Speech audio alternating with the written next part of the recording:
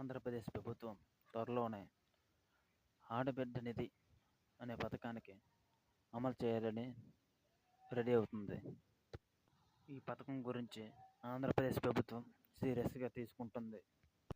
ఎన్నికల్లో చెప్పినట్టుగా సూపర్ 6 పథకాల్లో భాగంగా ఆడబిడ్డ నిధి అమలు చేస్తుంది. దీనికోసం ప్రతి నెల మహిళలకు 1500 రూపాయలు అందజేస్తారని తెలియజేశారు. ఇది 19 సంవత్సరాల నుంచి 59 సంవత్సరాల మధ్యలో మహిళలకు 1500 రూపాయలు అకౌంట్లో వేస్తారని తెలియజేశారు. మధ్యవర్తులు లేకుండా నేరుగా ఖాతాదారుల అకౌంట్లో 1500 రూపాయలు ప్రతి నెల జమ చేస్తారు. సచివాలయం సిబ్బంది ద్వారా కానీ ఇంకెవరి ద్వారా కూడా మధ్యవర్తులు లేకుండా దీన్ని అమలు చేస్తారు. ఈ ఆడబిడ్డ నిధి కోసం ఒక పోర్టల్ని ఏర్పాటు చేస్తారు. ఈ పోర్టల్ ద్వారా మనకు అమౌంట్ పడినా దీని యొక్క ఎలా అప్లై చేయాలో అన్నీ ఆ పోర్టల్ ద్వారా మనకు తెలుస్తుంది.